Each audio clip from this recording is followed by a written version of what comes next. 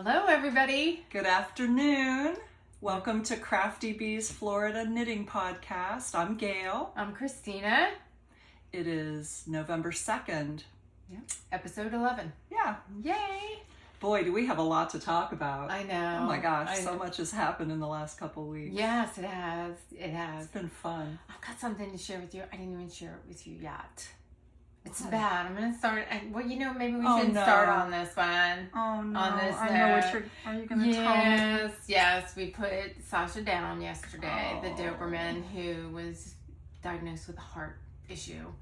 So, yeah, finally, we just did it yesterday. I'm so sorry. It's okay. She had woken up. She's been getting worse, not eating that much and just kind of, we're just making her, whatever we eat, she gets to eat. She's not eating anymore. The other day, she couldn't get up. Something was wrong with her leg. And she was like dragging it behind her.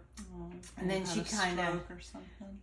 Maybe. We didn't even ask the vet at this point because, that's, her quality of life. Her quality of life wasn't there anymore. So, yeah, we did that. Jason went with me.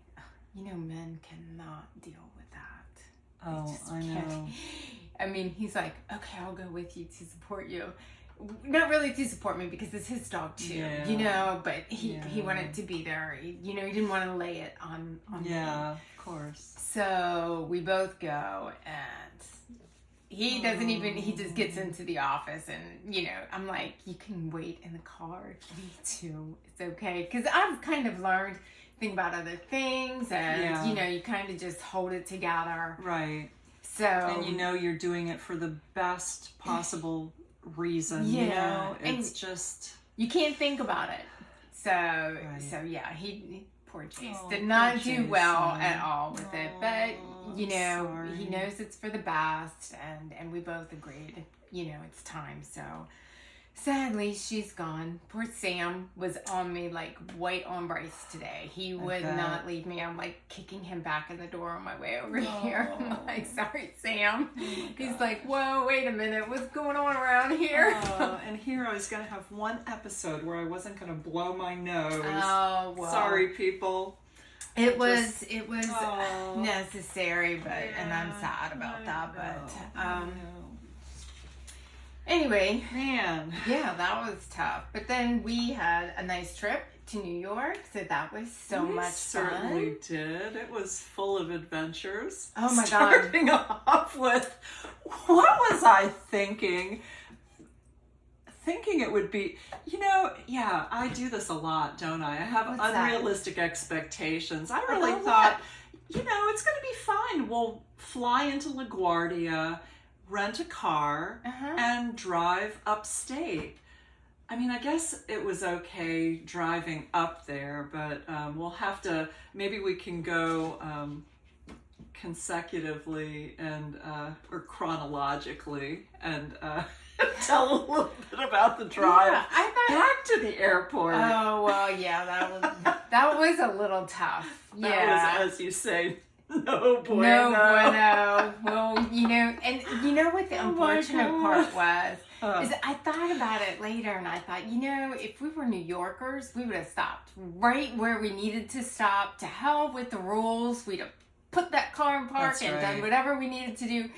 And instead, we just followed the rules and man, I don't know. We're rule followers. What can we say?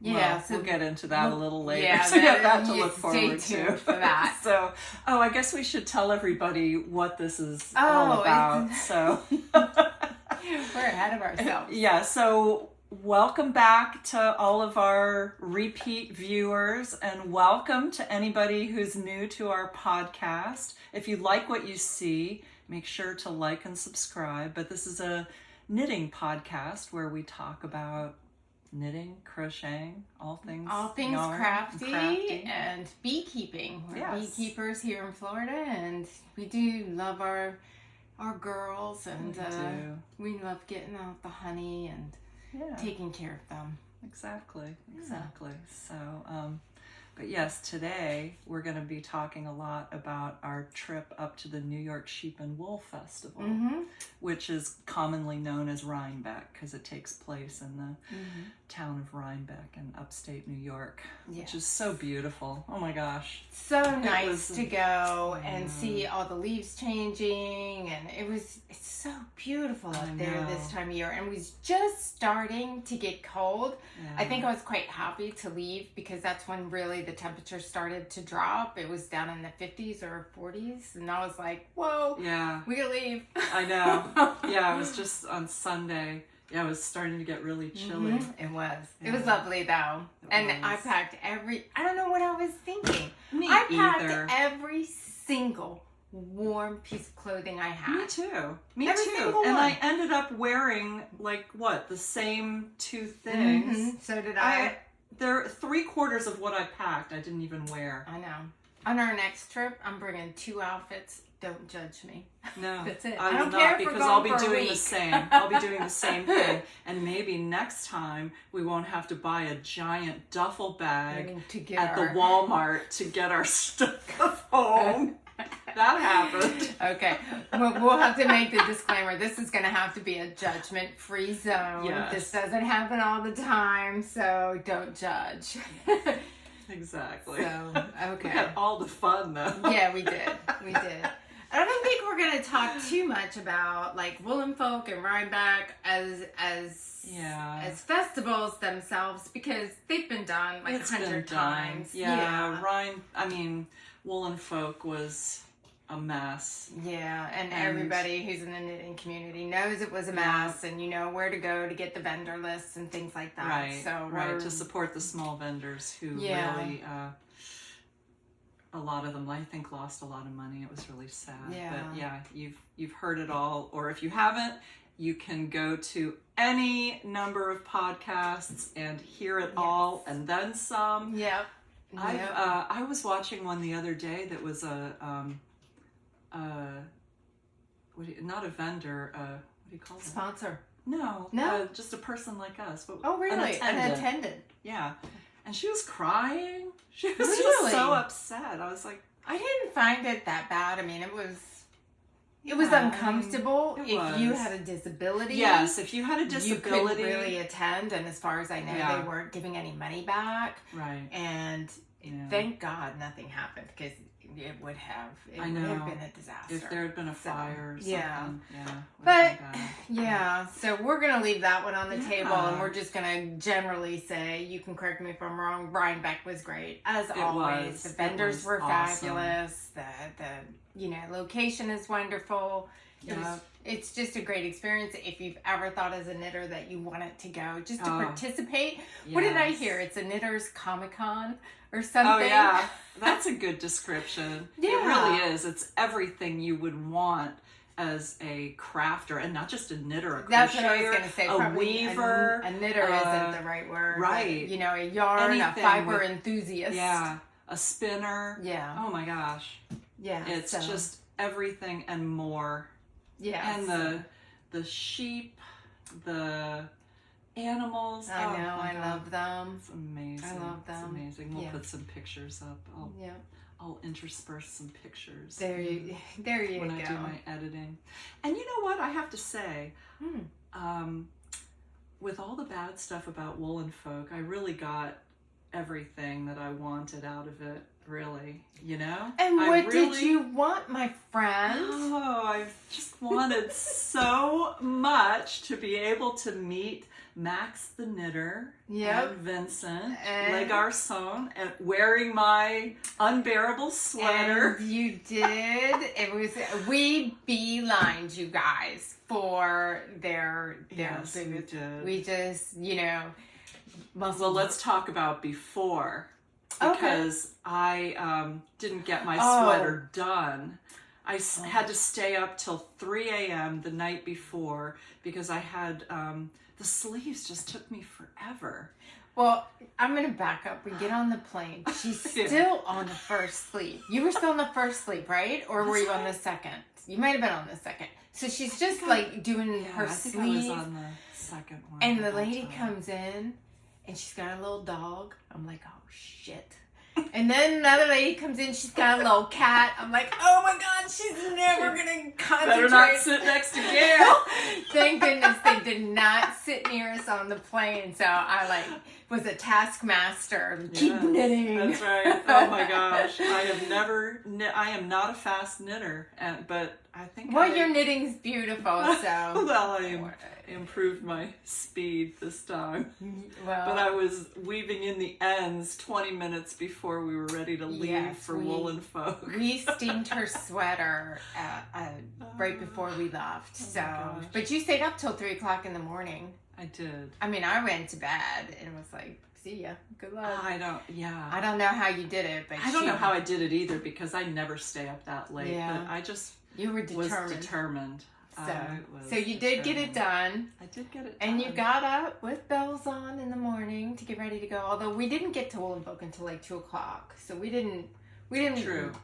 Stress about what time we were getting there. We just knew we had to get some stuff done, and it's all okay. Yeah. So that's what happened. So you did get to meet Vincent, and anybody who's on our Instagram, you saw the picture. I posted it the same day. Oh my gosh. And Vincent had on happy. his unbearable. He did. You guys were twinsies. So, should I hold up my I think you should for show everybody. For the 2 people in the United States who haven't seen it yet.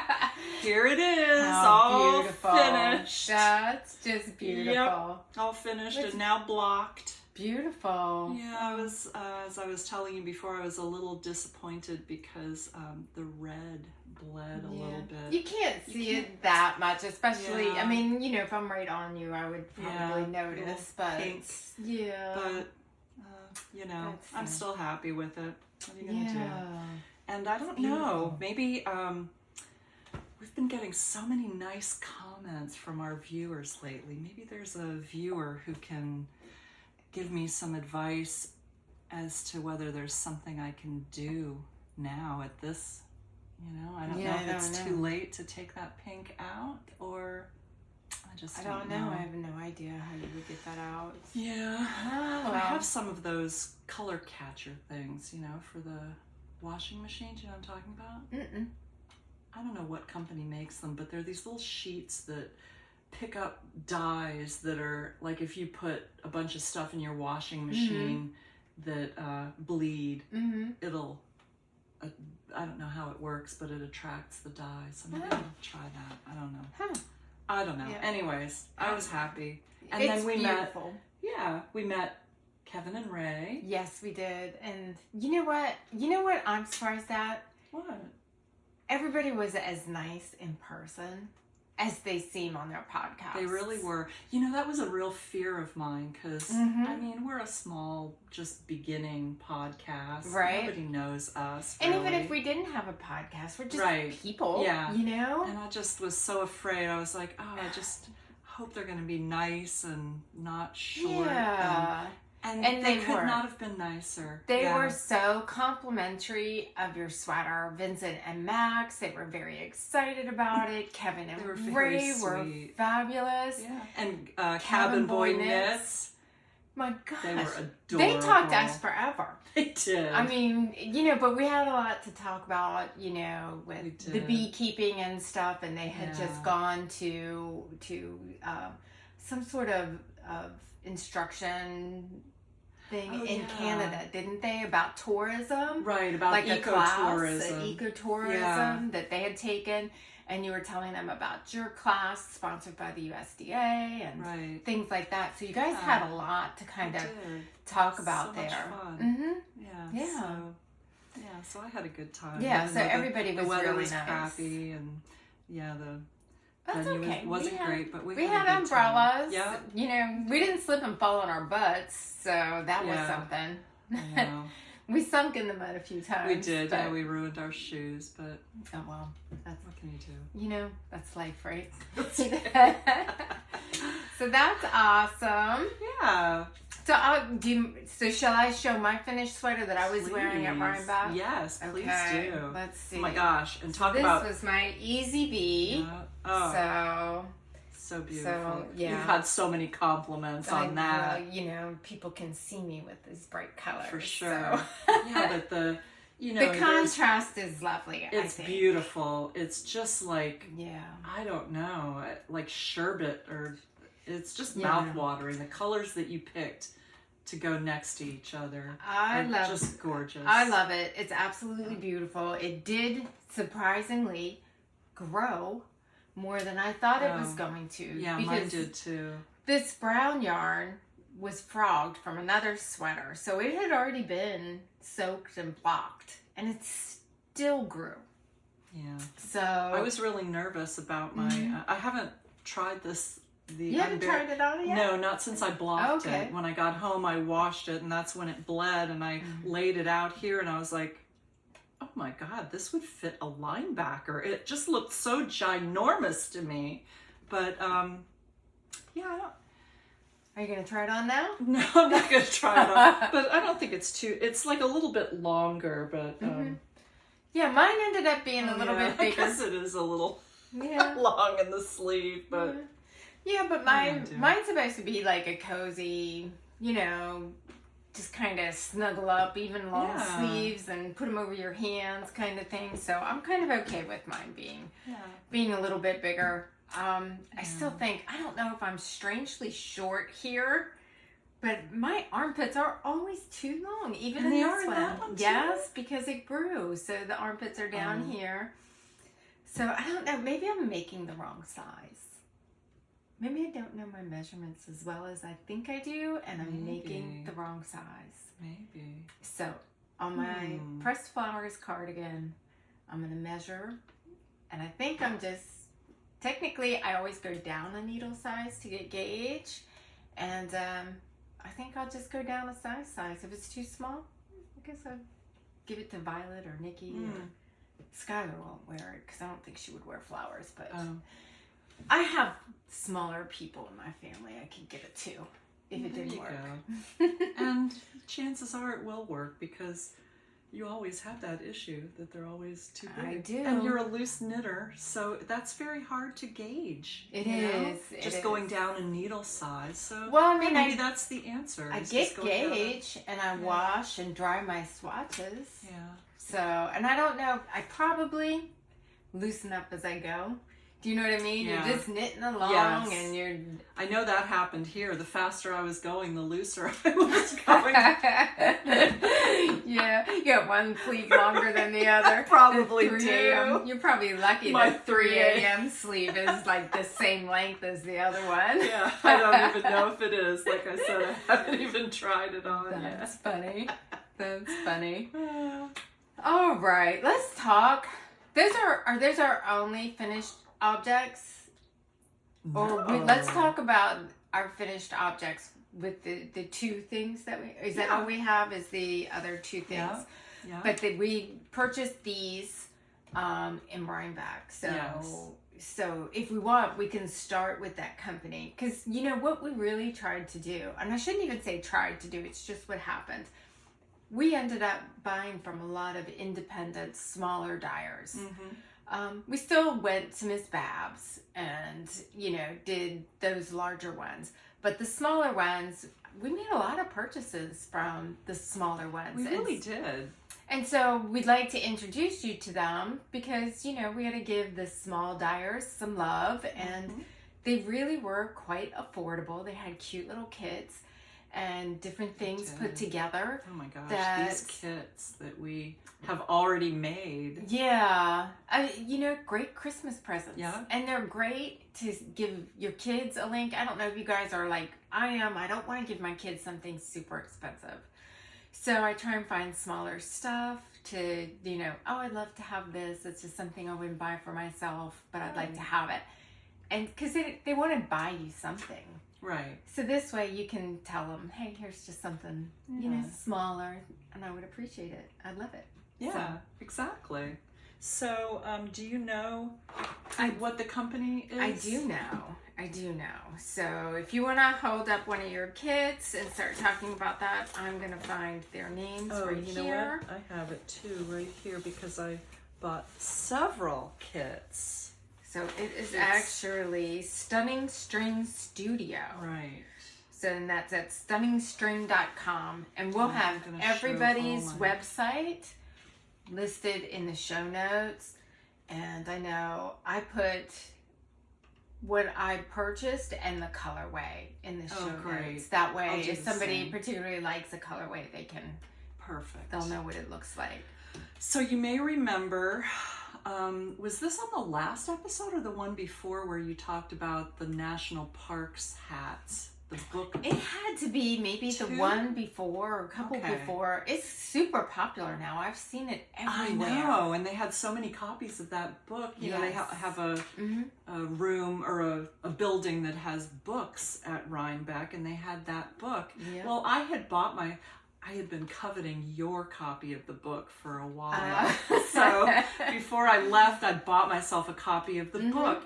And this Stunning String Studio had kits made up for most of the national park hats. So this is the North Cascades hat, and I'm so happy with it. Look how cute that is. Isn't that adorable? And what a great idea for the kids, because you know, one of the things that I've been having trouble with is look at all of the different colors in that. I don't want to buy a big skein of each one. I know. And these are worsted. Yeah. So most of the minis are like fingering weights.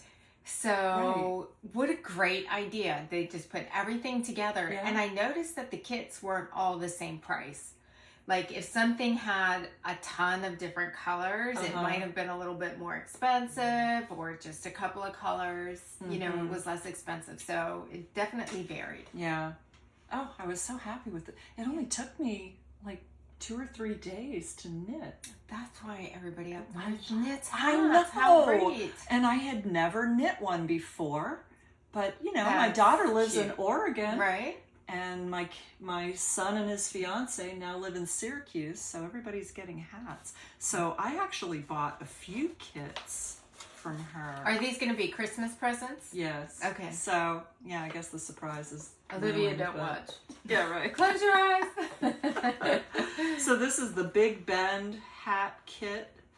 And I can't remember where Big Bend is. I can't remember which national park that is, but it's beautiful. And then I got the Shenandoah hat kit, which is this one. Isn't that beautiful? So adorable. I know, I fell in love with that. So so I bought a few of them. And I purchased the Petrified Forest kit.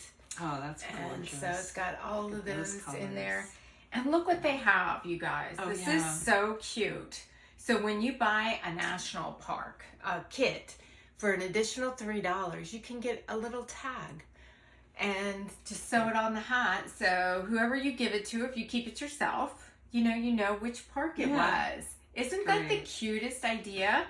And they also had Knitting California. There's a book by the same author. Yeah. Some of those were beautiful. That poppy hat, I want the poppy hat. Yeah. Well, you were smart. You purchased on the first day, and I said, "Oh, I'll come back." And most of the parks were done. You know, meaning they were sold out. And I really wanted Biscayne Bay, the coral reefs, because that has so many colors in it. But oh well, next time, right? That's right. Yeah. And so you got another one that wasn't a national park. I did. But they had another did. I'm looking for the bag that I'm keeping all of these in. So this is called the Damask Duet. Let me just take this little picture out here. And so it came as a kit. Ooh, we got some glare. Came as a kit, and so it's the pink and black yarns, and this is, I finished the hat, and so this is the hat. That turned out great. Yeah, I have to make the matching cowl. I'm going to show you guys something now. Don't judge my poor knitting. Stop. So I'm knitting away, and doing the ribbing here, and I'll hold it closer to the camera to show you guys. So and it said knit through back loop. I never knit through the back loop when I'm doing the ribbing. I knit through the back loop on a twisted rib. Yes, to make the twisted rib. And because I always forget, and half of mine end up being knit through the back loop, and the other half don't. So it said knit 10 rows, knit through the back loop for the twisted rib. So I'm like, well, I'll just do regular. But then it had another 10 rows, but it was like a different line to do it. Like it was part of the pattern. And for some reason, I knit through the back loop on all of those. I was like, Christina, what were you thinking? But look, you can see the difference. And this is a great example of it. So this is knit through the back loop, and this one is just regular rib. So you can see the knit through the back loop looks 100% cleaner and neater.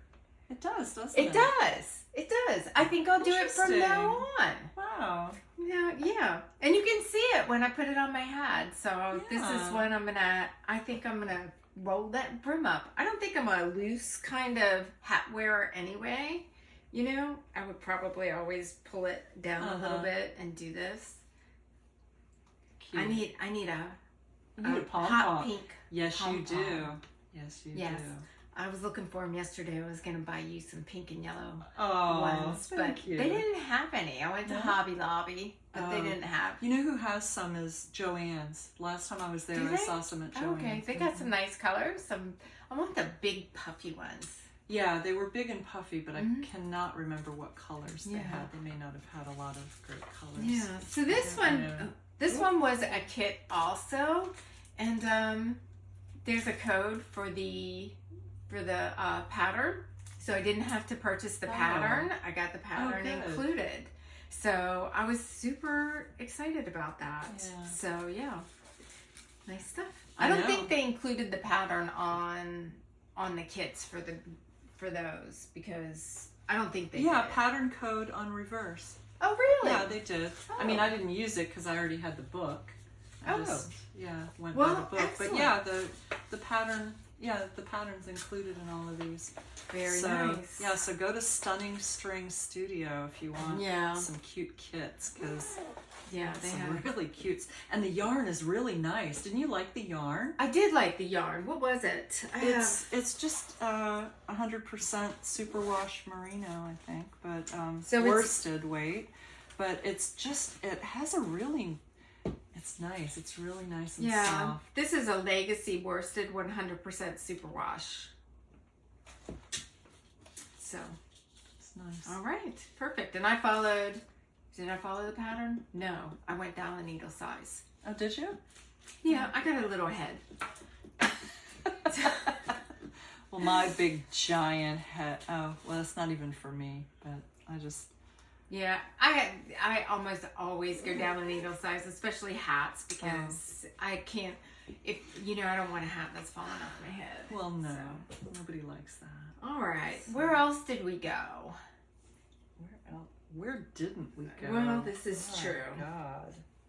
This is true. Let's do notions. You want to do notions last, or intersperse between everything? Sure. I did not buy as many notions as you did. I don't know why, because I went with the intention of buying lots of needle stoppers. Yeah. And I didn't. Do you know, sometimes... I didn't buy any. They have a lot of Halloween needle stoppers. Yeah. And if you weren't really into the Halloween thing, it was kind of... Yeah, that didn't kind of how I felt about You're right. It. Yeah. You're right. Yeah, it was a lot of... Yeah. Oh, you know what I forgot? What? Did you bring your little, your mice boxes in? I did. We should talk about those. I forgot my owls. Oh. But do you have to dig for them? Never mind. No, they're right here. They are close. Oh, but you know what? They're wrapped up. Oh, you can't open it. Yeah, they're gifts. Oh, okay. Well, don't show those then. Okay. All right. Well, we did go. What's the name of her shop? Do you remember? Hudson Valley Fiber? Fiber Arts? Let me see. I can tell you really quick. Well, while she's looking that up, I'll show you this. So we went by this one vendor, and they had beautiful yarn, but a lot of it was worsted, and we don't do a lot of worsted weight knitting. Right. So I could not resist this little bag. That's one. It's a picture of one of their sheep, and they have a little story. Her name is Jubilee, and they have her little story on the back. Oh, I got Jubilee too. Isn't that funny? We got the same one. Well, there was only one other one, and this was so the story adorable. Was so cute. Yes. Yeah, it's from a Wing and a Prayer farm. Yeah, so cute. They had like water totes and bigger totes that you could buy and things like that. But this little story, like, sold me. I was like, yes, please, I'll have that. So I'm going to read it. Okay. Jubilee is a Valet Blacknose and Teeswater ewe born March of 2020 at Wing and a Prayer farm in Vermont. Jubilee is a survivor, a confident sheep with a weakness for animal crackers. Oh. Come on. I know. Couldn't resist. So cute. God, we saw so many cute sheep. We did. And those Valet Blacknose ones are my favorite. They are the cutest. I really wanted to bring one home. Yeah. I really did. So, so that felter, the needle felter, it's Hudson Valley Fiber Arts, Martha Bellardo. She was at Woolen Folk, actually. Yes. And she was adorable. She was so nice. And her stuff, oh my gosh. Go on Instagram and look at Hudson Valley Fiber Arts, because she is the most creative with these little... She does. You know what? I'm sorry. I'm going to have to open this up because... I might have some pictures of some stuff in her. Don't you have your beehive? I do have my beehive. For you. Yeah, that's true. That's true. I'll show my beehive. It's still in its... Look at that. Not adorable. So I'm going to show this picture here. This has... Do you see the little owls? And then at the bottom, there's little hedgehogs in those little containers and the little crates. So what she did is she created like a whole story about it. You don't have to open yours. Oh God, I saw want it there. to. I Okay. want everybody to see it because it's just... So she creates, she must spend so much time, like a little story, like if it's a little boy hedgehog or a little boy mouse, had little boy stuff, maybe a golf in a club. cozy little bed. Okay, it's gonna crinkle here, so I'm sorry, I'll do it fast. There. Okay, so she has these little boxes. Oh gosh. And inside, can you see the little mouse in this little bed with his little honeybee pillow and all of his, look, a maraca, some lace, some thread. I mean, come on, Martha, you're a genius. It's so adorable. And her assistant hand embroiders those pillows. Yeah. So you could get a little bee, a little ant. Yeah, she changed out all of the pillows for me because I wanted everybody to have a bee pillow under their little mouse. Yeah. So I mean, the intention into that is just amazing. Yeah. And so like you did, great gifts. She had little ornaments for trees. I forgot my owl, but I bought Nikki and Violet a little owl. It's like a little owl who has this little crown and her wing around the smaller owl. And she's got them on like fishing line. Fishing line. So you can't really see it, but you could use it as like an ornament for your Christmas tree or hang them from your window or something like that. I mean, absolutely stunning work for felting. I could have bought everything in that store. Yeah, I agree. I really could have. You know what? I'm going to close that curtain. I wonder if we're getting like a little glare. Do you think I should close those blinds behind me? I forgot to do that. If you want to do it, go ahead. Let me see. everybody's going to be watching all the traffic going by. Is that better? Might be. It's okay. Okay. All right. Yeah, I think we were. So yeah, that was Hudson Valley Fiber Arts. So Martha Bellardo. Yeah, check them out if you're looking for a unique gift for someone, because so those are cute. adorable, especially if you have a little girl that likes to play, you know, make believe. Yeah. I mean, I want to say Barbie, but I don't even know where she would find all this stuff. All these tiny little bobbins and knickknacks, or you know, little potion bottles, and it's so adorable. So yeah, just super cute. You know, just little something small just for somebody to use. So I love it. Yeah, me too. I love it. So we got that. Let's see. Do you have something else? I can go next. Do I have something else? Oh, just a thing or two. So we did go to Primrose Yarn Co. I think that's it. Primrose Yarn Co. And I think they're kind of popular, don't you think? I do. Yeah, I bought some. I mean, I guess there's still Surrey alpaca. I bought some last year. This is Korea. Surrey They call it silk? Korea Cloud, and it's the Surrey silk. So this is this is the color. I don't know. I have to put my glasses on. Oh, it's called Glow. So I got that. Nikki had said she wanted a sweater like I knit for Violet, and she wanted in earth tones. So Gayle and I, of course, went to every booth looking for... This is earth tones, right? Right. I mean, that's very subjective. Right. I think this is earth tones. No, that's not earth tones. That's... Well, you know, I mean, earth tones. I don't know. think she meant brown. But Right, yeah, that's what I think of. Yeah, I think of earth brown tones. and rusts and things, but she's not really a brown and rust thinking girl. of moss. Yeah, well, it's what she got, even if she wasn't thinking of it. So And I I think did that get. is a beautiful color for her. Yeah, I mean, did she's very get that fair for her. with Yeah, blonde hair. And, and then from Miss Babs, I got these to go with that, so that instead of holding these together. Because if you guys remember, I did the Cumulus sweater. Is that by Petite Knit. Is it? Yeah. I mean, yeah. You're so smart. I'm sure you're right. But I'm still going to double check. Okay, yeah, do it. You should. You definitely should always check me. Well, no, I don't know about that.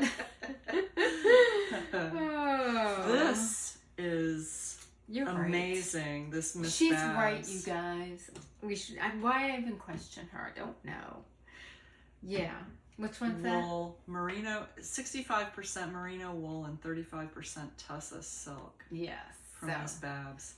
I don't know why I didn't buy some of this, because this is just and that's fabulous. A heavy lace weight. Yeah. So I'm gonna hold that together with this. It's gonna be beautiful. It should, and I swatched it, so I'll show you guys what it looks like. Yeah, I was swatching. You know, I worked so hard on that Easy V, I could not bring myself to start another sweater right away. So this is what it looks like held together. I hope that's not blowing out at all. No. So it's nice and fuzzy. It's nice. You know, and it's grapey. just fuzzy enough, because I'll be honest. Where you just used the Surrey silk, it might be a little too fuzzy. It was very for a fuzzy. grown-up. Yeah, you know, it's good.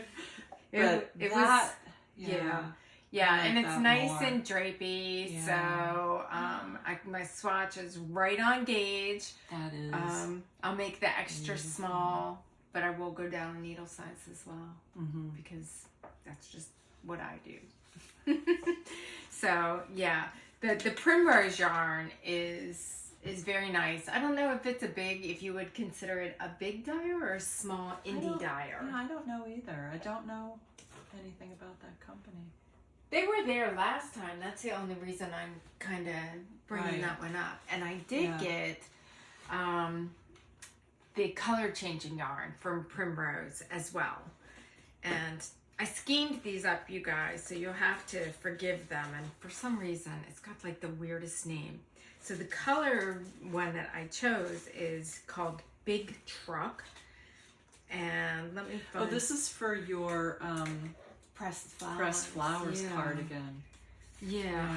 So this is Primrose Yarn Companies. This is their kind of competition for Spin Cycle. Yeah.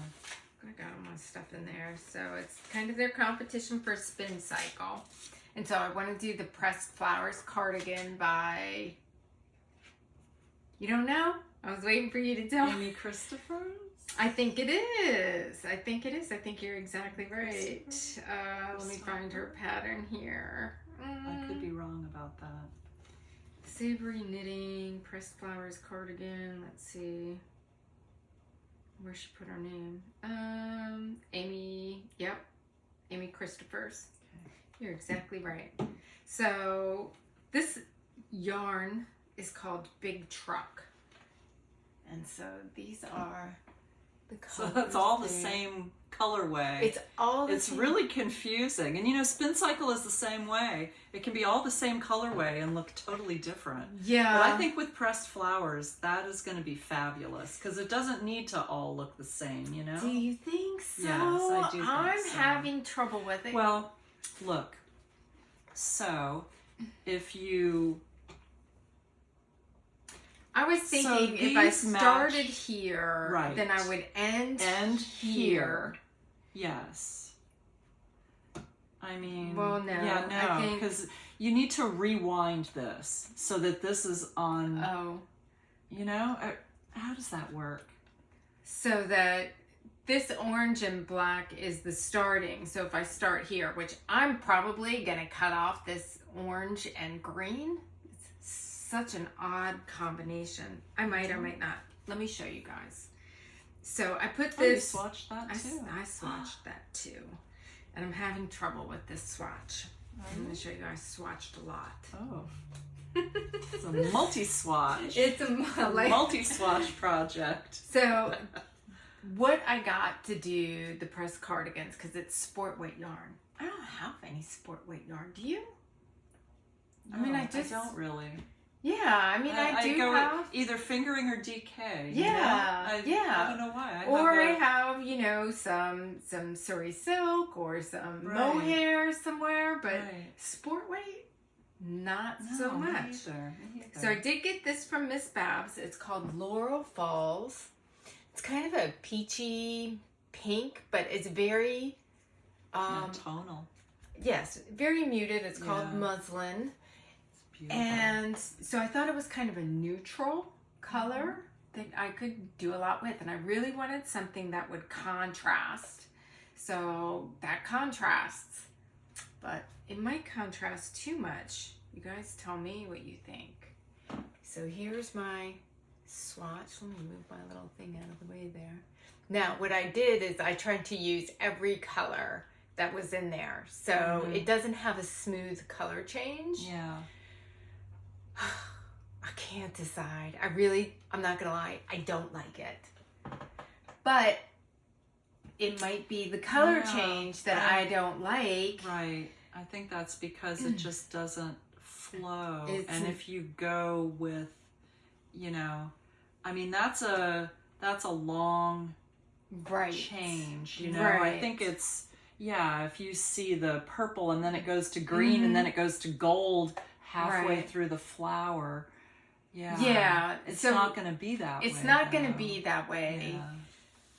But I'm still having a little trouble with the colors. Right. So then I was like, oh, I'll swatch. So I said to my husband, I don't like it. And he's like, Jesus, Christina, you've got a million skeins of yarn. Go find something else. And I'm like, it doesn't work that way, darling. Right? I need to go buy something. But as brilliant as an idea as it was, I went ahead and said, what do I hold together to make sport weight? And 2 lace weights should make a sport weight. I think that's what I read, but it didn't. It didn't? It was like a fingering, like a heavy fingering. And then, so I did hold 2 lace weights together. This is Knit Picks Chroma. 2 lace weights held together. And then this one is fingering. And this is the one that you gave me. I thought, oh my God, these look beautiful. And they kind of, it's a fade. Which one I gave you? The one, the autumn one. And it ends in blue. You got yourself a kit and you bought me one. Oh yeah, with the buttons. B and the Yes. Oh. Yeah. So that's look at that. But I think the fingering is too. I think the fingering is too small. Is that, Hold that. so that's fingering? That is fingering. Oh. Yeah. And look at the difference in swatches. Oh yeah. I mean, the difference is is a lot. And this one is right on my gauges, spot on. And this one, it's not. I like these muted colors much better. Oh. But I'm kind of like, I don't want to go get more yarn. Yeah. So, I think I'm going to go with this. I think you should. Yeah, and if I don't like it, this is lessons learned from twists and turns. I'm going to frog it and go get a different color. And I'll save this color and use it for something else. There you go. So that's the idea. So, that pattern, is it like, it's mosaic knitting? Is it? So it's like slip stitches? Slip stitches. Yeah, that's the whole thing. If you look here, all of the flowers, so you do like one row back and forth with your main color, which in this case is the peachy pink, the muslin. And then you pick up the other color, the contrasting color, and then all of those are slipped of the main color in front of the contrasting color. So it's just back and forth. Oh, so that's nice. So no floats or anything? No, not really. You get a couple of little floats over the flowers, but 3 stitches. So it's okay.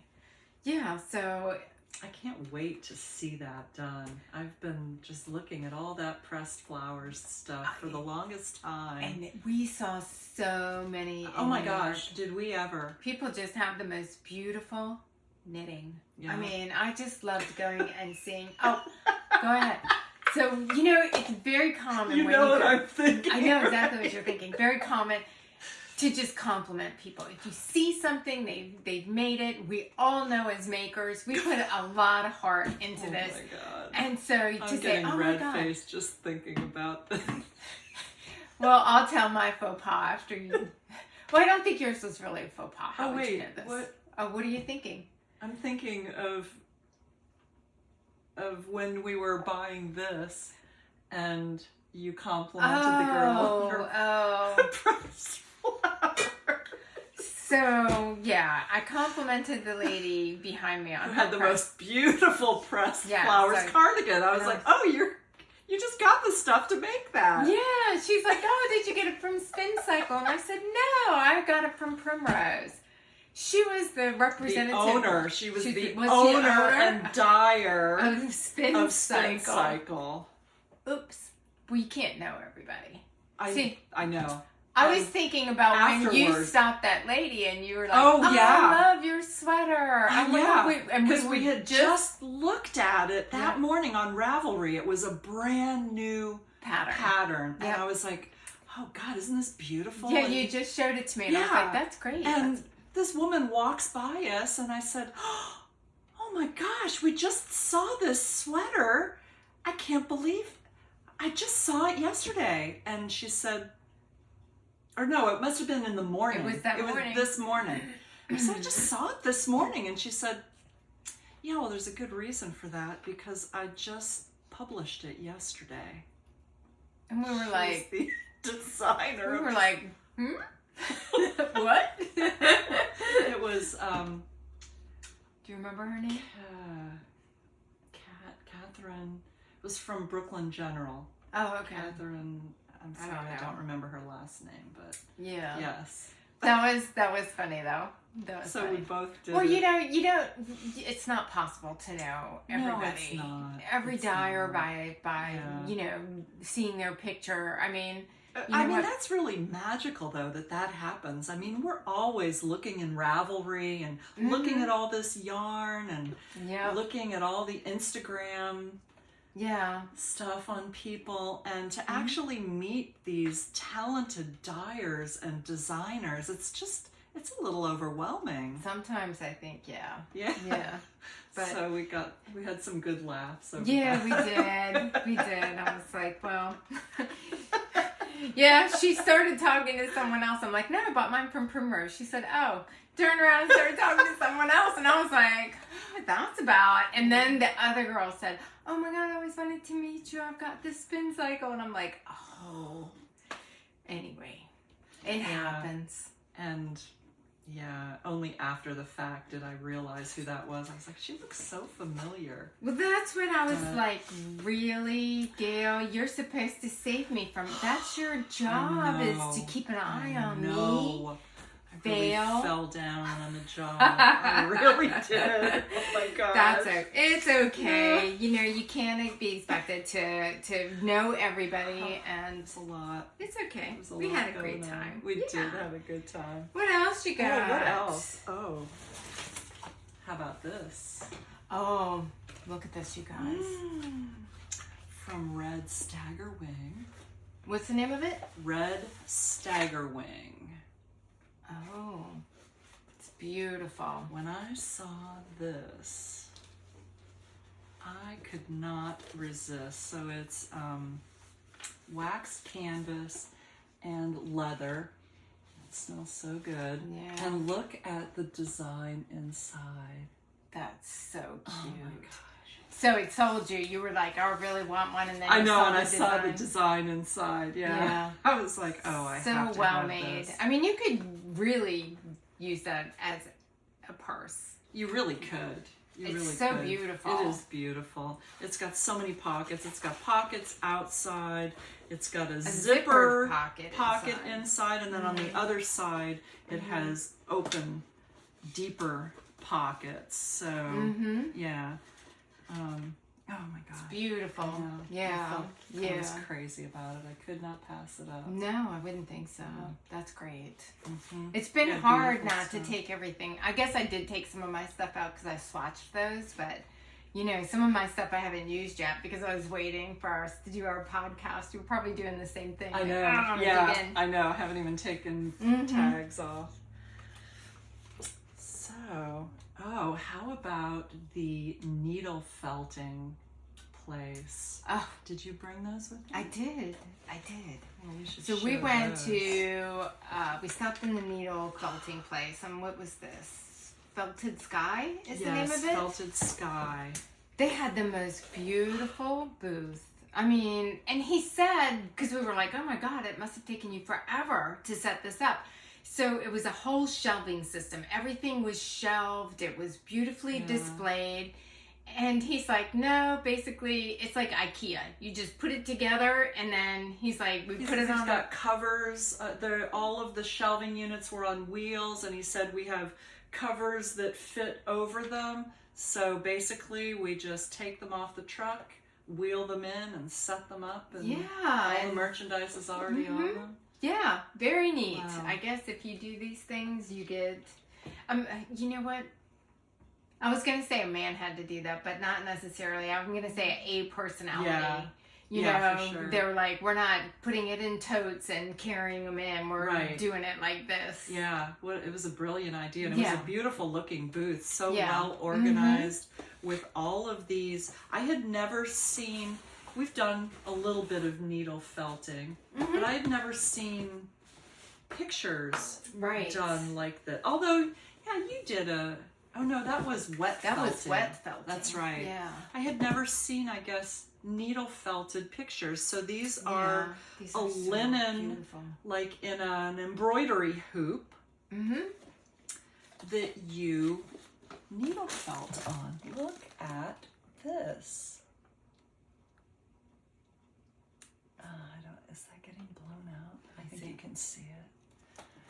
I was just crazy about this one. And so then I got another one that was a beach view to put out at our beach cottage. I thought that was really cute. It's cute. And you got a fabulous one. I did. I haven't done any of these, so this is going to be this one. And it comes with the frame. It comes with everything. Yeah. So I did add. Gorgeous. Yeah, I did buy. They had little things of wool there, so I added a little blue Just because I like some blue in my water. Yeah, I think that's going to be great. Yeah, so, I mean, it has every single thing that you need in there. Yeah. And then, did you get one of these? Did you get? I did. Yeah, I didn't bring mine in because I got the same one. I got the toadstools. Isn't that adorable? They're so cute. Really so, I don't know what I'll do with mine because if I leave them on my desk, I've needle felted stuff and left it on the desk, and the cats always take them. Oh, yeah. I know. I've had the same. Yeah, Biscuit is famous for. I have those little needle felted cats. Yeah. And oh, she tries to take your cats that you purchased at that craft fair? Actually, I saved those, but she got this little. I have this little mouse that somebody gave me that is holding a little heart balloon, and I have to refelt some of it because she. I made a goldfish once. It was absolutely adorable. They ate it. They tore it up. They go down at night and get them, and by the time I come in the morning, there's little pieces of my little goldfish everywhere. Because that one took a tumble. Yeah, for sure. Yeah, for sure. So again, that one is Felted Sky. And these kits are wonderful. They come with everything that you need. I think maybe these particular ones don't come with the mat. But they come with everything else. Yeah, are you sure? I'm not sure. Because I think... Let me see. I think these came with a small... Did they come with a small mat? So felting wool... Oh, it does have a wool mat. Oh, no, this says not included felting mat. Okay. Okay. So this one does come with the mat. Good. Okay, and then I guess the pictures, you have to have one. Now I did buy, and I think you bought it too. Yeah, I did. Because I needed a big one so I bought this size one. I'm going to hold it this way with the stuff on it. Because that picture is going to be bigger, and this way I have one mat, and I can just kind of leave it here. Yeah. Although... He did say if you have like, because this is like a wool mat, not one of the foam ones. And he said these last longer, but he said that the wool sometimes sticks in it. So flip it. Keep one side for light colors and one side for dark colors. Good to remember. Yes. I will probably screw it up before I remember it. That's okay. We'll remind each other now because I had already forgotten that. Yeah. Yeah. All right. So, what else you got there? Well, I'm kind of taking out as I go here because because this is something that I got at Woolen Folk. Remember this? Oh, I'll show mine from there too. Yeah. This is a small dyer called Macmillan Fiber Company. Mm-hmm. And it was really hard to see inside that tent, but the tent was really dark. But she was so helpful. She came over with a flashlight. Yeah, she was great. We went through every skein of yarn to try and make sure that I got the colors that I wanted. So super helpful. Well, that's right. We bought kind of the same type, but just different colors. We bought different colors. So she had a sweater there that was knitted with these two colors knitted together, and it was so stunning that I had to buy it. Well, you have to tell them what's in the yarn, because I mean the sweater was beautiful. Yeah. But when you touched it, it's like I have to have it. Yeah. This is again, the company is Macmillan Fiber Co. It's their Posh DK, which is 80% superwash merino, 10% cashmere, and 10% nylon.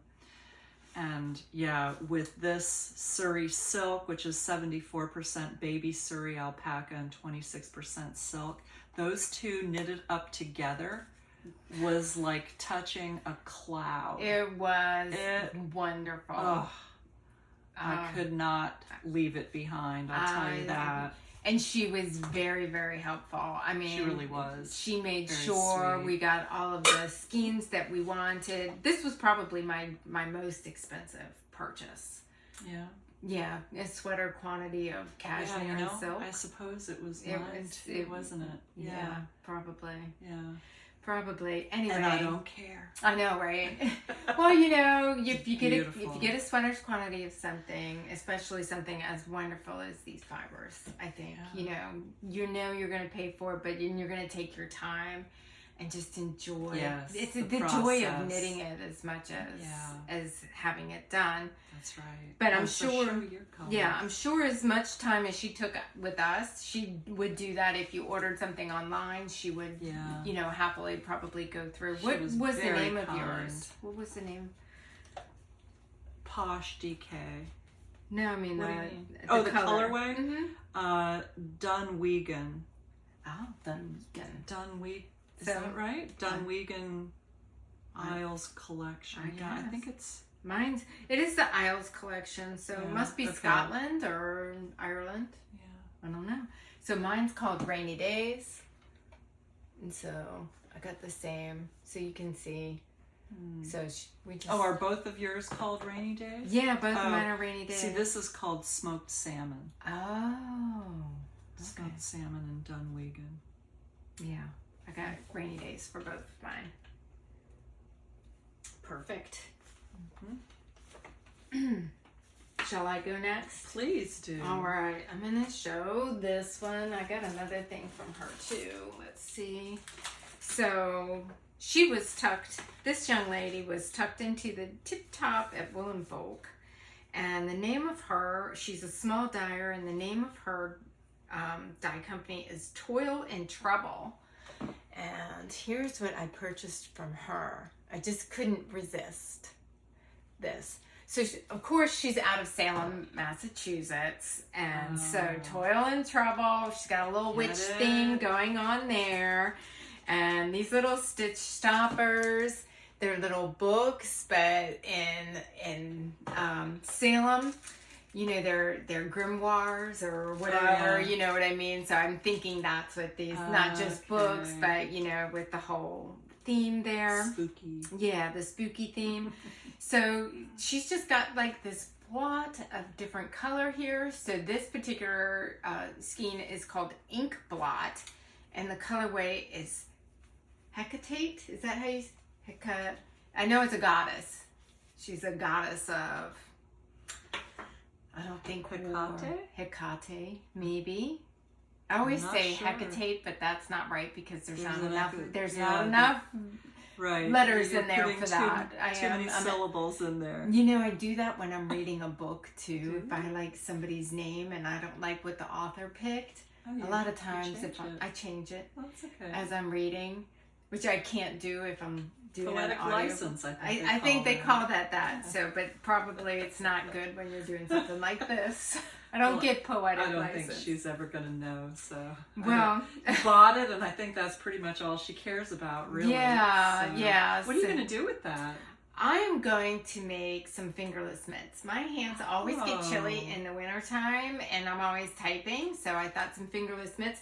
And I actually, when I went to Hobby Lobby, I thought I'd put some beads on them. So yeah, I'm excited to make those. Idea. So that's Toil and Trouble. They were really nice. They had a lot of great skeins up there. They really had beautiful colors. Yeah. So yeah, she had some nice. Yeah, Toil and Trouble. I forgot that I bought something up at the top of that too, didn't you? I did. Where'd it go? I don't know. Here it is. There you go. I was so excited to see this because if you remember a few episodes ago, I was so crazy about this constellate hat by Hunter Hammerson because I'm going to get up a little closer here so you can see. I just have I bought the pattern and it's right here in my hand, but I have no idea how those little tiny stitches have been done. And she mentioned, you know, in the pattern, the Seven Sisters gradient yarn is what she used for this. Well, I went online at the time I bought the pattern and looked at Seven Sisters, but I couldn't really decide. I couldn't decide on a color. I just couldn't get excited about it online. Well, guess who was at the top of the stairs right next to your Toil and Trouble? Seven Sisters. Seven Sisters Arts. And, oh, I don't know if you're going to be able to see that. There you go. Oh, there. And this is the very yarn that it was pictured in. So how could I leave that behind? Oh, I don't think you could. I was so excited. Yeah. So, oh, wow. Yeah, this is beautiful. This it is beautiful. That's a lot of yardage on that one, isn't it? Yeah, it's 463 yards. Is it fingering? It is. 4-ply fingering. What's the name of that colorway? It's green/gold.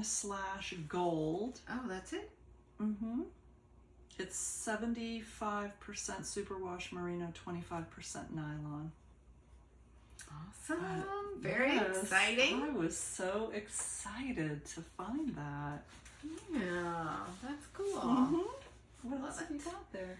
Oh my gosh, I got so much stuff. I still got a lot of stuff. Oh, let me talk about... This is going to be the longest episode. I know, right?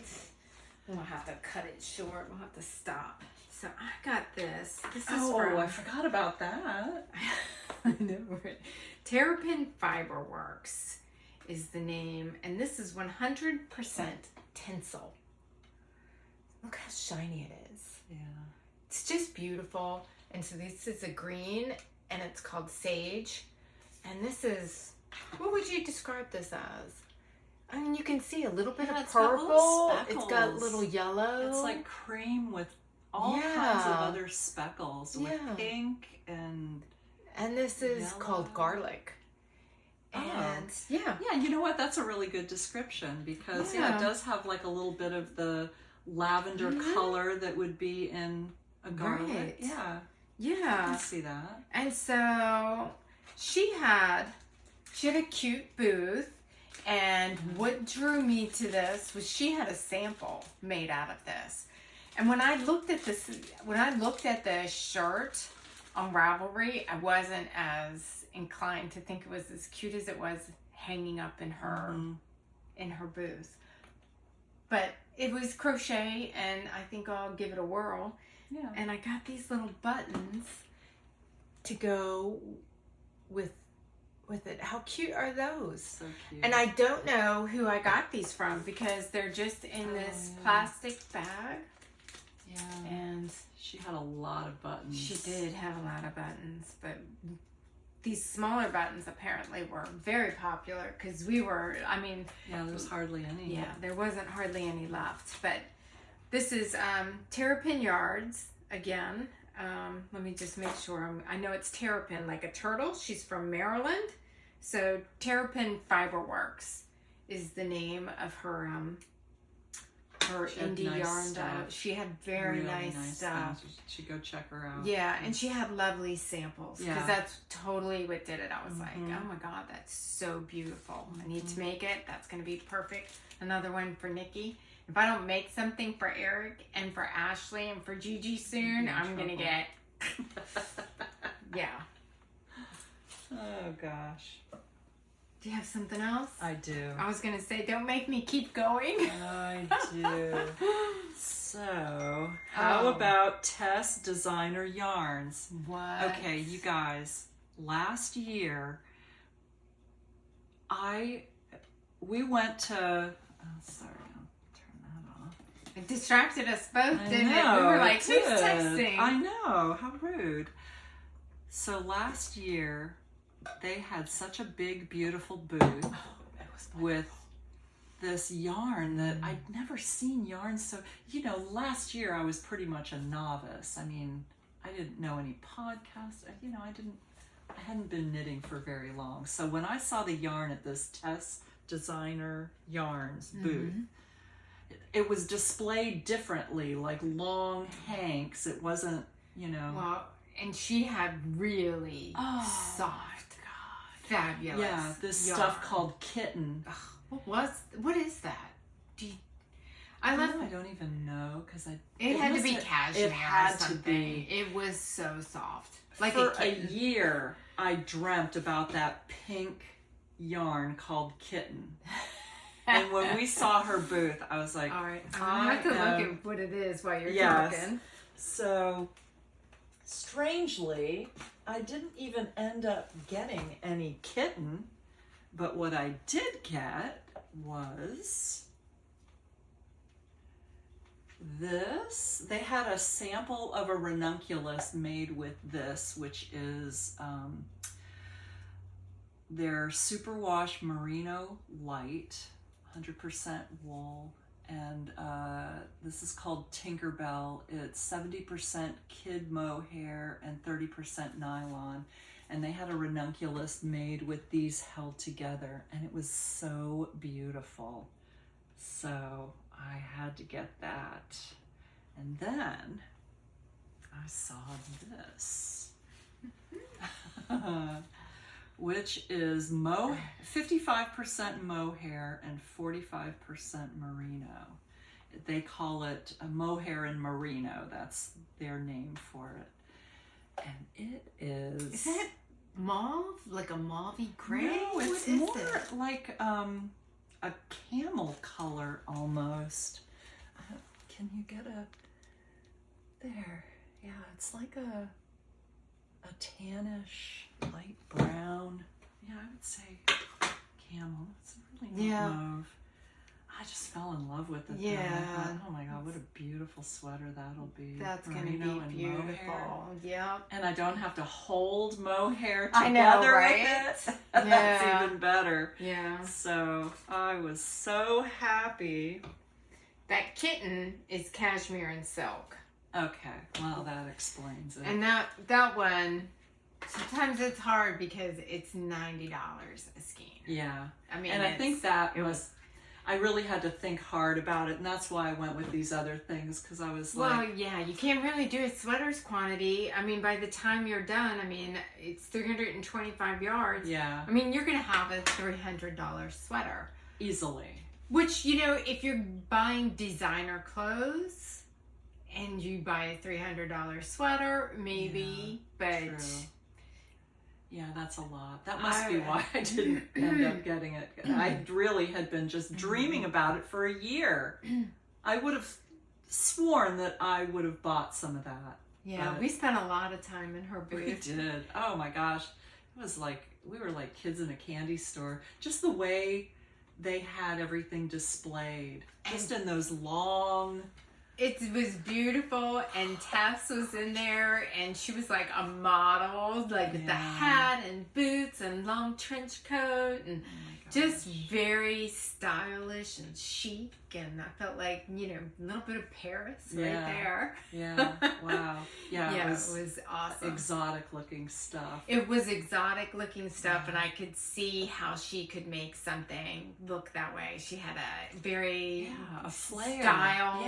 Stylish flair. Did you buy anything there? I didn't buy anything. I bought a t-shirt. It said knitting is zen. Oh, she had some that said knitting is zen, knitting is sexy. I thought I'll probably leave the sexy for the younger ladies. I'll go with zen. Yeah. All right. What you got there? Oh, you know, I've got a couple from, let's see. I don't have too much left. So these are independent. So my husband did ask me. He never asked me when I go any place, but I think he's planning on some hunting trip this winter. So he's like, can you find something? He showed me his camo. He gave me a little piece of the camo that he had, a little swatch. So Gail and I were on the hunt, like matching this camo. You know, did a pretty swatch. good job. You know what? He picked the very first one. So, did he? Yes. He said, this one you could have stopped there. Yeah. All right. Thank you. I thought I so too. I should have just paid attention to Gail. Oh. So I got this one from, it's Bumblebee Acres Fiber Farm. Look at their little logo. Naturally, we love it. Is that? And so this was the same colors in the camo fiber or camo swatch that he gave me. And so what's super cute about this particular dyer is they do like a series of colors in certain, it's themed. Oh, right. So this was an Outlander theme. This came from the Outlander theme section. And so A Ride Through the Highlands is the name of this, and it's just the coquette sock. So it was Ride Through the Highlands. What else did they have? They had Lord of the Rings, and they had actually, and I was like in line and like at the front by the time I spotted with my little eye. They had fairy flowers, all of these super soft, beautiful colors. And I was like, I want to go look at them. Because, you know, sometimes in Rhinebeck, it's difficult because it's crowded. And if there's so people right in front of it, you know, a lot of times it's not worth waiting. You know, you're just going to get in line, and then people move and you're like, it's like, you know, the sky opens and the sun beams down on that. Yeah. So a few of those moments. Yeah. I might, well, no, I'm not. I'm done shopping. I have to. For today. So, but I wasn't sure if that was exactly the color. So I did stop at Utopia and got a couple of their green and browns. I think they're very similar. So this one, I think, isn't even, I think this is just the natural color of the baby yak. It's 100% baby yak. Wow. And I think that's just his color. Aww. Poor little guy. Well, maybe you can make him some socks to go with his camo you know hat, what? you That's know? a good idea. And this one's just called Olive, and it's from Utopia. And that's EWETOPIA. How cute is that? Very clever. Yes, very clever. So, I think that's it. Yeah, you know. You know, That's it for me too. I did get a couple of. I have a couple little notions here. So we went to Katrinkles, and that's all they do is kind of notions. Oh yeah. And so look at that cute little tag. Let's see if I can get it. So we both have the same tag. Yes. So I'll just so this is the back and his little sheepy butt. How cute. And then we went to, this is Thread and Maple. And they were actually, Thread and Maple had like handmade leather holders for knitting and books and things like that. I mean, very well crafted items. But the only thing, I didn't purchase any of that. But we did get just a couple of tags, just funny tags to put. I love those. Yeah. And then I can never pass wee ones, and so let me see if I can get my little owls to face the front. I don't know. I was on a little owl kick, so I got some wee ones and the little owls. And you know, I was knitting the other day, and I got some stitch markers, and they're the Polymer Kelly ones, and I bought them from somebody else that wasn't from Wee Ones, and that stitch marker was annoying me so bad, and I'm like, what is going on? Why is this? And you know what it was? I'm going to show you. So see how she has kind of this longer connection here. So that wire is a bit longer. So these hang down. The other one had it was right here at the clasp. So when I was knitting through, my finger would be on, it's a chicken, on the chicken.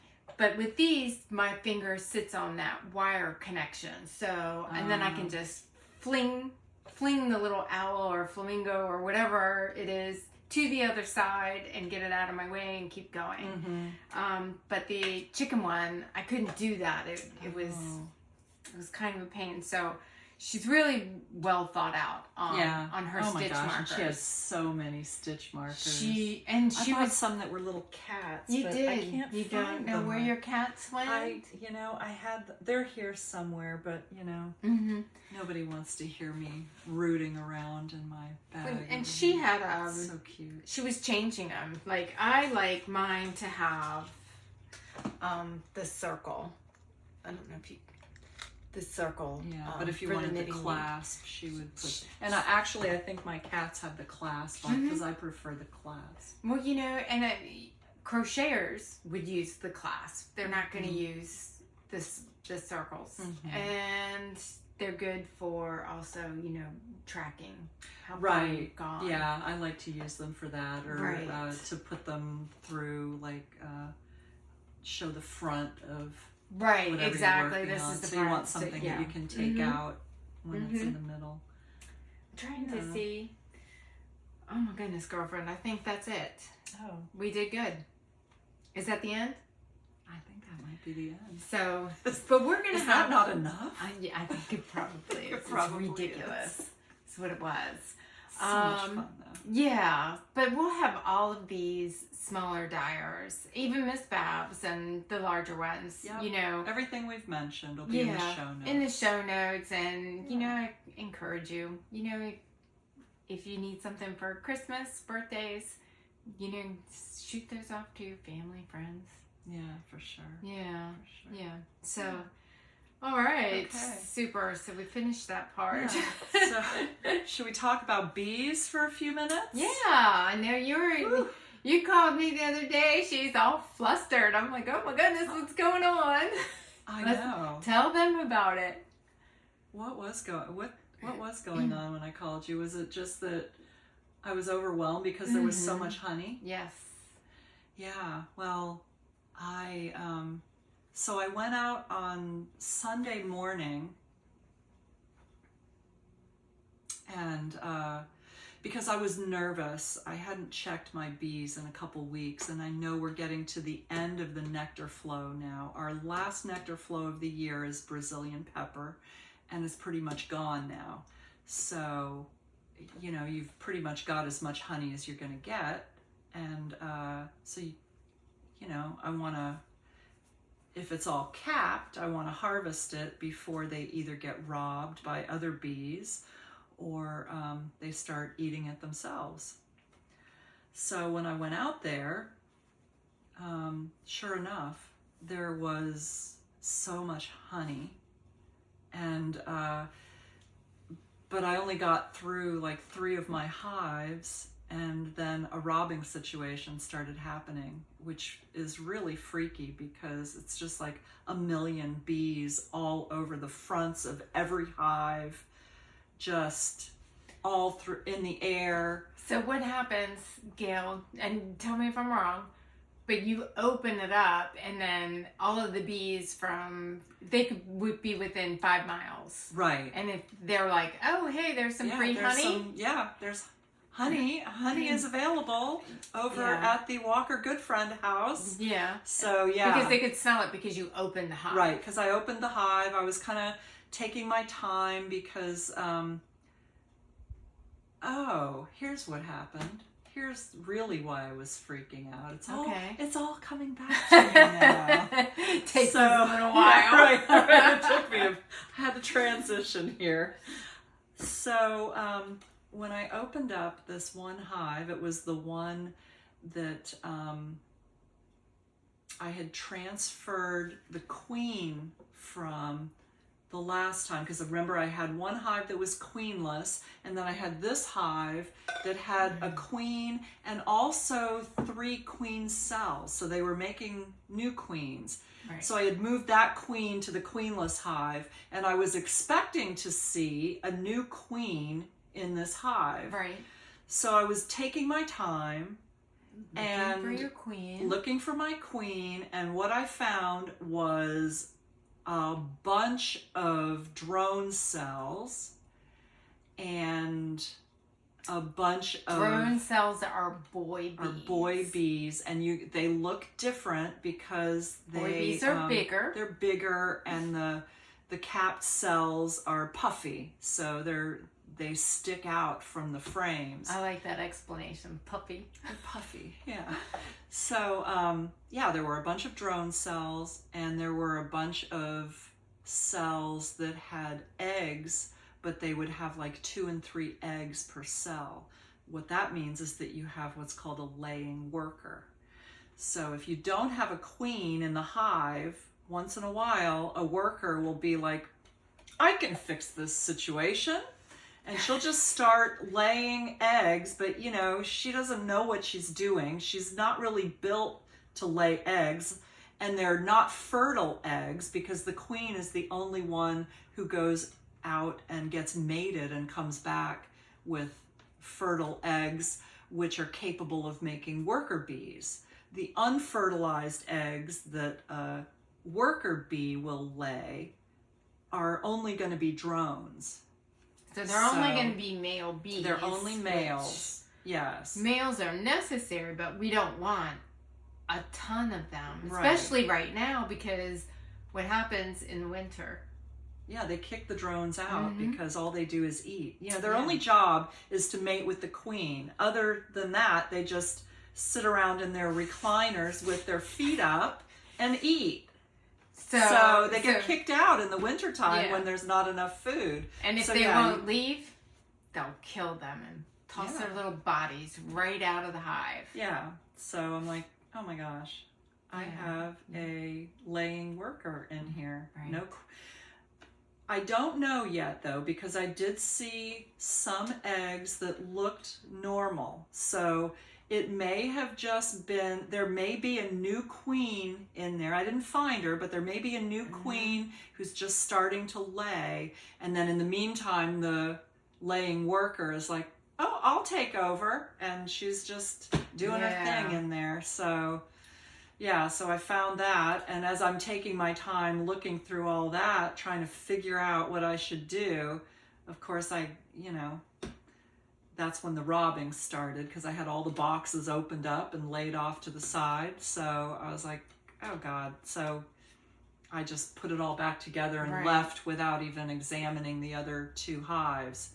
So then it's too late to make this long story short, but I'll try to wrap it up. I always say long story short. Too late. Yeah, right. So a couple days later, so I guess Tuesday morning, I went back out because I still had 2 hives to check. And there's a lot of capped honey in some of my other hives. Well, there's so much capped honey in the last 2 that I hadn't checked that I'm going to have to do an extraction this weekend. So I've got a couple friends coming over to help me with that because it's going to be a huge job this time. Wow. One of them, I don't even know how I got the box back up on the hive. I'm telling you, it must weigh 70 or 80 pounds. It's just like... Good for you. Yeah. Good for you. So, You're going to get lots of good honey out of there. That's awesome. Yeah. That's awesome. Yeah. So what went on with yours? My hives, let's see. That little purple hive that I just created that had a queen, now has no queen. I went in there looking and I still haven't seen a queen in there, but maybe she's there. Mm-hmm. What did I say last time? Did I say last time that I moved the queen cell over? Was that last time I moved the queen cell over? I think so. So, okay. So we'll start there. I moved the queen cell over last time. It's chewed open, so the queen has emerged. I couldn't find her. And no eggs? There still were no eggs. Oh. Very little eggs. I'm going to amend that statement. No eggs, but there was still brood. A little bit of brood, but I had brought that over from the other hive. So I didn't do anything to it. I didn't give him any eggs. I didn't do anything. I just figured either I missed her or she's gone on her, what do you call that? Nuptial flight. Nuptial flight. For all the Gayle's little drone bees are going to meet with her. And hopefully she'll make her way back. So I don't know if she's made her way back yet or not. Peach hive, fabulous. You know, it's getting cooler. Yeah. So I don't know if you've noticed, my bees were so nice. All of them. Even the yellow hive, which has, you know, traditionally been a little crankier than everybody else. Even they were like, whatevs. Yeah. Yeah, mine were nicer too. Yeah. Which is so pleasant. I know. It's nice when they're not getting upset that you're out there. Yeah. So yeah, everybody was really good. The only other thing that was really kind of weird is the blue hive. I could not find the queen in there, and they're making another queen. So this will be the third queen that they've made. And I could have just missed the queen. You know what I mean? She could have been in there somewhere and I just didn't see her. Why are they making another one? I don't know. I mean, the hives, they still have at least half of it open. So it's not like they're overcrowded. They don't need the space. But they're determined to make another queen. So instead of trying to stop them, I just let it go. I just put everything back together and wish them luck and ask them not to all leave me. Right. I don't know if that's their intent to you know, go away or not. Split, maybe. Huh. So I hope, if they do, I'm hoping that they just take the new queen and leave, or the old queen is still in there and she leaves with them. Maybe they didn't like the old queen. Maybe the old queen died. I don't know. Yeah, typically it would be the old queen that would leave, and the new, when she hatches, the new queen would stay with the other half. Right. It's so funny though. Yeah, I mean, they're determined to make a new queen. Yeah. This is the one that had two queens, and then I split the hives and took one queen away, and then they started making another queen, and so I've been taking their queens as they're making them, and I'm just to the point, they're determined. Yeah. So let them do what they're going to do, and we'll see in a week or two what we end up with. But my peach hive has made a lot of honey, but my yellow and blue hives have not made a ton of honey this year, but that's okay. Yeah. That's okay. You know, I'm going to leave them with what they have for the year. I probably won't take any of their honey. You know, I'll just leave it for them for the winter. And I'm thinking halfway through the winter, I'm just going to take off the supers once they've eaten the honey out of it. I'll just take the supers off and feed them. And then in the spring, I'm not even going to restart with the flow hives. I'm just going to go regular. With regular Langstroth hives. Yeah, I think that they really like it. Yeah. They prefer to make all their own wax and do their own thing. And it's easier for me to extract the honey using a flow frame. Oh, sure. Yeah. If I'm not getting if you're not getting it right. Yeah. You know, then I'm just out. Yeah, I'm just out there mother henning a bunch of bees. Right. For no reason. Figure out what the hell they're doing. Yeah, and they're busy stinging Jason every time he goes out there. He must have bad vibes that he gives off or something. I mean, he walks out in the driveway and I'll just ping. Oh no. Yeah. I'm like, I don't know what that's about. Darn it. Yeah. Well, I'm really excited. I'm for my my University of Florida thing. I have to start trying to make some different products and figuring out what I want to do for a business. So I'm going to make some lotion bars. Nice. With beeswax. I got some mango butter and and some different essential oils. So and I found this recipe that uses a chocolate melter, like an electric. Oh, really? Yeah. So I was like, well, that's a good idea so I bought one of those. It wasn't very expensive off Amazon. So so I'm going to try making some lotion bars and probably some jam, I think. I was really disappointed to find out that I can't make honey infusions. I already started some. You'll probably have some later on. I'll let you try them because I can't sell them under the Florida cottage food laws. You can't infuse the honey with anything. Now you can make jam or jelly or preserves with honey. That doesn't make any sense. I know. You know, it might make a little more sense now that I'm looking at, I got this black garlic, this dried, I was only using dried things in it because I thought that would make a difference. Right. But the black garlic that I put in some honey has like some bubbles, so it must be starting to ferment or something. So. Oh, really? And that's what they don't want, is for you to be selling alcohol without a well, license? making a right. No, making a product that could go bad. Oh. So yeah. So you can't do anything with pumpkin. I had this bright idea that I would make pumpkin honey butter. I found a recipe and that sounded so delicious, but nope, nothing with pumpkin. They're like pumpkin bigots. I guess, yeah. I guess that must spoil easily or something. How strange. Yeah. What a strange gourd to pick on. I mean, I've never heard anything bad about pumpkin. But clearly there's something we don't know. Yeah, there must be, because it's very specific in the cottage food laws that you cannot do anything with, you can't make pumpkin butter. Pumpkin butter is what it said. I was like, oh man, that's exactly what I wanted to make. Nope. Apple butter. I was going to say, make apple maybe butter. you should make some apple butter. Yeah. But you'd have to get, it's not like up north where you can go and get bushels of apples. Can you? Well, can you get bushels here? From where? Well, from Detweiler's. I mean, you can get a bushel of anything, right? You're just going to pay for it probably more than you would. Because you have to have some Yeah, shipping you're not on there. going to an orchard, but yeah. Well, I'm thinking if you don't go pick it yourself. That's true. I'm kidding. That is true. I did find a recipe, though, for a Tangelo whiskey marmalade. That sounds good. Yes. So I got some oranges, and I have some whiskey, and it's honey is used instead of sugar. I found one that uses honey. So do you have to add pectin to it?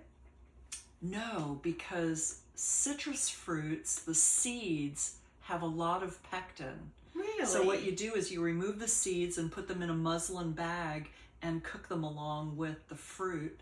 And really? It should have That's fascinating. That's super cool. I know. So it'll be orange, whiskey, honey marmalade.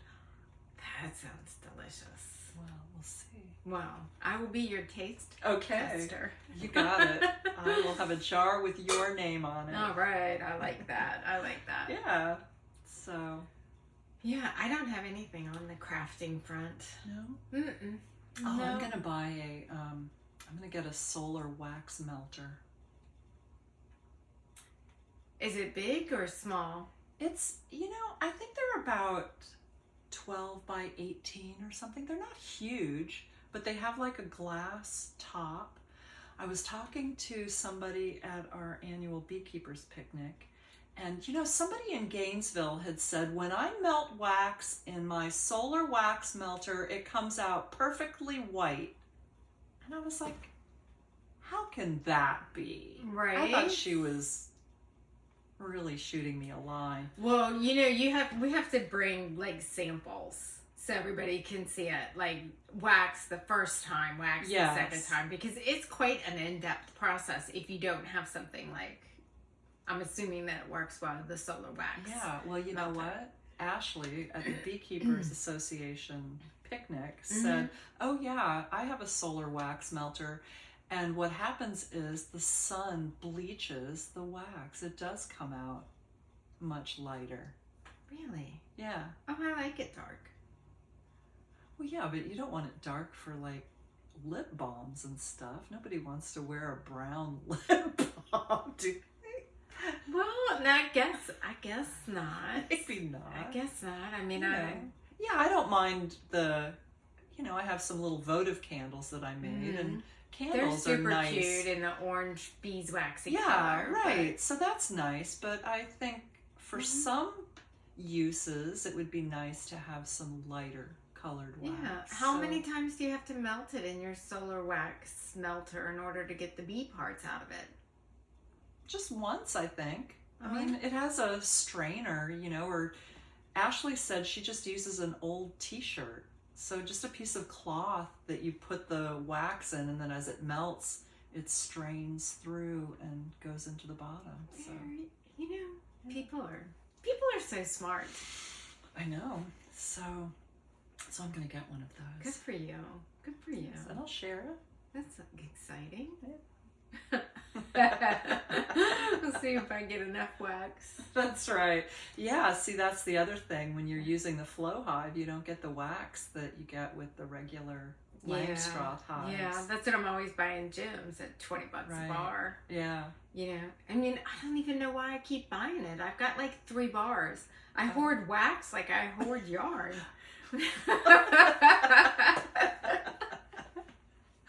You'll figure something out. Yeah, well, I've got a lot of stuff on my agenda. I just, you know, I just haven't got to it, you know. Life gets in the way. I don't know what I'm probably not doing anything but sitting on the couch and drinking wine and knitting. Oh, come on. Every time I talk to you, you're busy. You run a business. You clean your house much more than I do. I'm very impressed with that. Cleaning? Yeah, she's always cleaning. I'm sitting in my chair knitting. Oh, I'm cleaning. Yeah. Puts me to shame. I don't know. I should find something else to do. Yeah. I did wash my windows today out in the sunroom. Did you? Yes, you can finally see through them again. I don't wash windows. No? Mm-mm. No, they look really bad. And when I do wash my windows, they're very streaky. Oh, well, I have a recipe for that. You do? Yes. All it is a few, it's like water. You can go on the internet and find this. A few drops of dish soap and white vinegar. So you put your dish soap in the vinegar? In the water. Oh, in the water? Water, vinegar, dish soap. Very little dish soap, though. Okay. And no streaking. You don't have to rinse them. Really? Yes. Oh. Yes. Okay. That is the key. And I have this big squeegee thing, you know, because the windows in my sunroom are big. Have we ever shown everybody your sunroom? No. We should podcast from there next time. Maybe the sunroom. Okay. Yeah. Or outside. Or outside. Or out in the the beach. pasture. Oh, out you know at what? the beach. You know what we were thinking of, you guys? Tell us what you think. Since we're CraftyBeesFlorida, we had talked about what if every few episodes we do our podcast from someplace other than the craft room. We'll do it someplace in Florida. Yeah, at Mayaca State Park. Where the alligators and the birds are. Yes, yeah. That's a great one for like January. I went there once and all of the alligators on the hill because the water is colder, so they all come up to sun themselves. It's really cool. So there, Anna Maria Island. Right. Even downtown Bradenton on the Riverwalk. So there's it's lovely. Your Fort DeSoto Park over here. I mean, there's so much more to Florida than just the beaches. That's true. And a lot of times we just think beaches. Right. So we were thinking about doing that. Let you guys see a little bit of Florida if you're coming to make vacation plans. Stuff like that. It's a good idea. Let us know. We'd love to show you some more of Florida. Yeah. That would be really fun. I think it would be fun. Until it gets to be like May or June, and then it's too hot. Then we'll be sweating, and you guys will be like, "Oh, we don't want to see that." We'll be back in the craft room then. Yeah. I think we should do that. So let us know what you think. Yep. And are we wrapping it up now? I think we should. Okay. So again, if you got this far, I would say that you are really what's the word? Stalwart, really. If you made it all the way to 1:43, please like and subscribe because it just helps us get out to other crafters and people can see our podcast better. Yep. And thank you. We appreciate you watching. Yeah, we do. So have a good couple weeks, and we'll see you again soon. All right. So happy knitting. Happy beekeeping.